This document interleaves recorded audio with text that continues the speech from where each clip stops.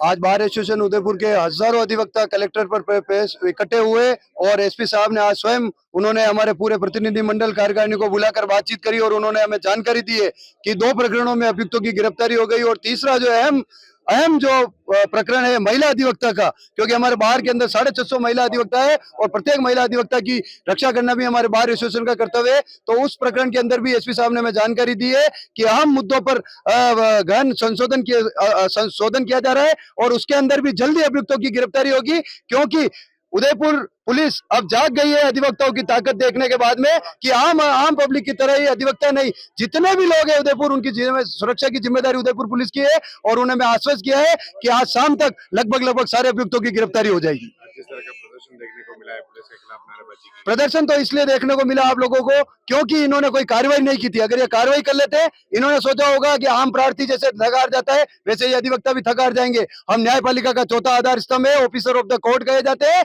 हमें संपूर्ण कानून का ज्ञान है, हमें कम आंकने का कोशिश नहीं करे उदयपुर पुलिस। इसलिए किसी भी अधिवक्ता के साथ यदि गलत होगा तो बार एसोसिएशन उसकी कार्यकारिणी सदैव अधिवक्ता के साथ खड़ी रहेगी।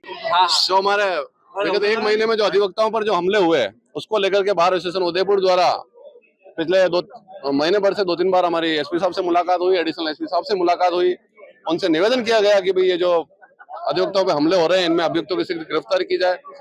महीना भर बीतने आया और अभी तक कोई गिरफ्तारी नहीं की गई थी, जिसको लेकर के बार एसोसिएशन उदयपुर द्वारा हड़ताल का आह्वान किया गया, जिसको लेकर के कल भी उग्र प्रदर्शन किया गया, साथ ही आज भी उग्र प्रदर्शन किया गया। साथ ही साथ आज एसपी साहब से मिलकर के एसपी साहब ने क्या प्रोग्रेस हुई है उसके बारे में बताया गया है। उन्होंने बताया है कि जो 2 प्रकरण थे, एक तो जो सवीना का था जिस पर हमारे बार के पूर्व महासचिव रामलाल जी जाट पर जो जानलेवा हमला हुआ था उसमें अभियुक्त को गिरफ्तार कर लिया गया है। साथ ही जो घंटाघर थाने का जो रवीश कुमार जी का अधिवक्ता है उनके ऊपर जो हमले हुए थे उसमें भी 2 अभियुक्त गिरफ्तार कर लिए गए हैं और पुलिस कस्टडी में है।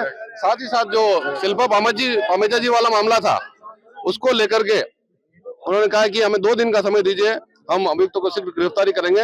ये उनके द्वारा हमें अवगत कराया गया है। हड़ताल जारी रहेगी या क्या रहेगा? जारी रहेगी। आज हड़ताल जारी है। शाम को 4 बजे सभी पूर्व अध्यक्षों की और कार्यकारिणी की बैठक रखी गई है, उसमें आगामी निर्णय लिया जाएगा।